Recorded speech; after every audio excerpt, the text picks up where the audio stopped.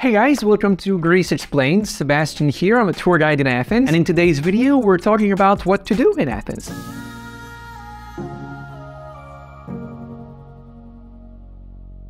Alright, I've divided this video into 4 sections. 1, the archaeological sites, 2, the museums, 3, overall sightseeing, and 4, the walks or hikes you can go on. So let's start with the archaeological sites. There are 7 of them. The Acropolis, obviously, but also the ancient Agora, the Roman Agora, Hadrian's Library, the Temple of Zeus, Keramikos, and Aristotle's Lyceum. Now, in my opinion, you only need to do 2 of those. The Acropolis, of course, and the ancient Agora. Why is that? 2 reasons. Those 2 are by far the largest sites, but even more importantly, they have by far the best preserved temples and monuments. Just for you to understand what I mean by that, this is the Temple of Hephaestus in the ancient Agora, and this is what you get to see in the Roman Agora. See the difference? So yeah, unless you're a massive history nerd, after visiting the Acropolis and the ancient Agora, the 5 other archaeological sites won't impress you that much. Now, I won't go into details on the Acropolis archaeological site in this video, because I've already made a separate video for that. If you haven't watched it, it's here. But let me tell you a few things about the ancient Agora. It's a very big site, and I love how green and peaceful it is. Walking around the whole site will take you around 1 hour. The highlights are the Stoa of Attalos, which is this long building entirely rebuilt in the 50s, inside of which you'll find a small museum with all the artifacts that were found there during the excavations. And the other highlight, of course, is the Temple of Hephaestus, which is the best preserved ancient temple of all of Greece, so it's a pretty big deal. The site is open from 8 to 8 and costs 10 euros per person, and that also includes the museum. Or you can buy the combo ticket for around 35 euros, and that includes all 7 archaeological sites for a duration of 5 days. And as a reminder, the ticket for the Acropolis site is around 25 euros, plus 10 for the ancient Agora, that's 35, which is the same price as the combo ticket. So if I were you, I'd get the combo one, because that way, if after doing the Acropolis and the ancient Agora, you still want to go for a third one, you won't have to pay anything extra. And as I explained in my Acropolis video, there can be very long lines to buy your ticket in person at the entrance of the site, so make sure you buy your tickets online. I'm gonna leave you down below all the links you need to book those tickets. Alright, let's talk about the museums now. The 2 most famous museums of Athens are the Acropolis Museum and the National Archaeological Museum. And even though the Acropolis Museum gets way more visitors, I'm not sure it's entirely deserved. I think the National Archaeological Museum is nicer. Let me tell you why. The Acropolis Museum features the best findings of the Acropolis Hill, and only there, while the National Museum compiles artifacts that have been found all over Greece. So the National Museum has a much bigger pool of statues to choose from, and as a result, while in the Acropolis Museum you'll find severely damaged pieces like this one, at the National Museum, look, everything looks brand new, because they had access to so many more sculptures than the Acropolis Museum. And the National Museum has a few very famous pieces, like the Mask of Agamemnon, the Horse and the Jockey, and the bronze statue of Poseidon.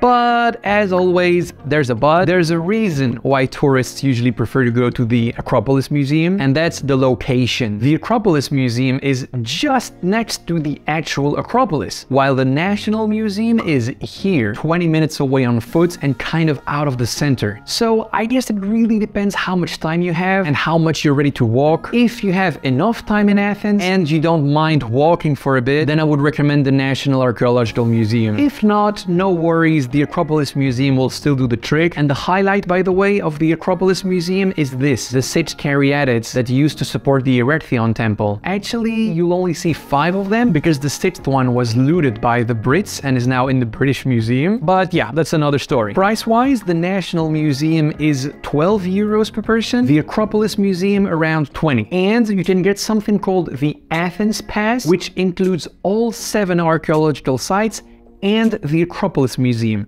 for around 50 euros. So as a quick recap, either you pay separately for each, and here are the prices, or you get the combo ticket, which includes all 7 archaeological sites for around 35 euros, or you get the Athens Pass, which are the 7 archaeological sites, plus the Acropolis Museum, and that's around 50 euros. Don't try to find a package that includes the National Archaeological Museum, it doesn't exist. Alright, now let's talk about the opening hours of the museums for a second. It's usually from 8 to 8 from April to October, and 8 to 4 from November to March. But from year to year, this can vary a bit, so check the description box down below for the most up-to-date information that I will leave you there. Oh, and of course, try to visit the museums in the middle of the day, because that's when it's too hot to be outside anyway. Alright, let's talk about sightseeing now. First, there's the Plaka neighborhood, which looks like this. Cute narrow alleys full of stairs with restaurants and bars. Then, just next to Plaka, there's a very small neighborhood called Anafiotika. This is an old neighborhood that was illegally built 200 years ago by islanders coming from the Cyclades. That's why you'll see all these whitewashed houses, very similar to Santorini or Mykonos. Next, there's the changing of the guard ceremony on Syntagma Square. It lasts around 15 minutes and it's happening on the hour, 24/7, day and night. Now, be careful, I recorded this in March, so there are not many tourists, but in high season, this can get super packed. So my pro tip for you is to go rather in the evening.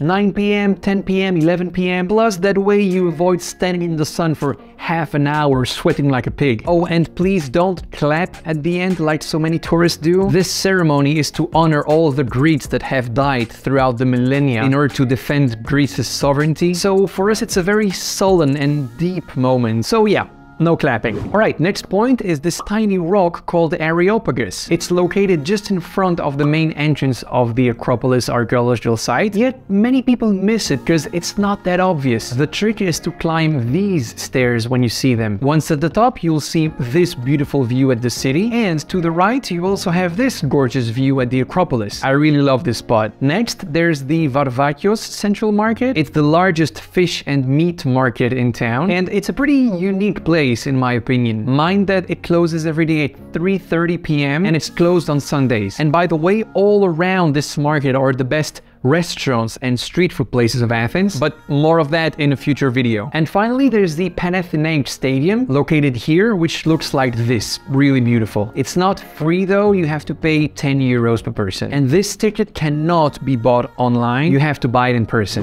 Alright, now let's talk about the walks or heights you can go on in Athens, which offer nice viewpoints at the city. I'll start with the two ones I recommend, and then I will tell you which one I do not recommend, which is the National Garden. It drives me crazy that so many of you think that this is a must-do of Athens, while it really isn't. Alright, so my first recommendation is Philopappou Hill, located just next to the Acropolis. It's a very peaceful place full of olive trees, and if you go all the way to the top of the hill, you'll get gorgeous panoramic views, not just of the city, but also of the Acropolis. I'll leave the GPS coordinates down below of this viewpoint. And don't worry, it's only a 15-20 minute walk to reach that spot, so it's not really that tiring. This was for Philopappou. There's another great spot with an even better view, but it's also much more tiring, and that's Lycabettus. And look at the view you have from up there. You can see everything all the way to the sea. It's a very unique spot. And there's also a cafe up there. It's a little touristy, but I mean, with that view, who cares? Now, to go up there, you can take a cable car. It's 10 euros per person for a round trip, or you only take the cable car up and then walk down. In that case, the one-way ticket will cost you 8 euros. But be careful, the cable car doesn't start from the very bottom of the hill. You'll first need to walk 20 minutes from Syntagma Square, and as you can see, it's not exactly a flat and easy walk. Of course, if you want to avoid this, you can always have a taxi drop you off at the cable car station. Now, be careful, many tourists get this wrong. If you're gonna take the cable car up and then walk back down, the stairs are a bit hard to find. So look, here we are at the top of Lycabettus at the famous viewpoint, and if you look back, see there on the right, these stairs going down?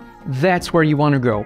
Anywhere else, you'll get lost. Now, if you want to skip the cable car entirely and walk the stairs both ways, first of all, good luck. And secondly, this is the trailhead here. I'll leave the GPS coordinates down below. So yeah, in my opinion, you should do one of those two, either Philopappou or Lycabettus. If you like the physical challenge and you have enough free time, do Lycabettus. If you're only in town for 1 or 2 days, then just stick to Philopappou. It's way less time and energy consuming. Alright, and now let's talk about the National Garden. It's located just next to Syntagma Square. Maybe that's why people think it's a must-do. Plus, the name National Garden sounds so serious and prestigious, but No, look, this is what the National Garden looks like. Just an average park, really, and no viewpoints whatsoever. So yeah, I'm begging you, put Philopappou and Lycabettus higher on your list than the National Garden, please. Alright, one big topic we haven't talked about in this video are the day trips you can go on from Athens. I'm working on that video, and as soon as it's ready, I'll put it here. And over there, another one I'm working on, which are the best rooftop bars with the Acropolis view. And there you go, that's it for today. Hope you liked it. See you in the next one.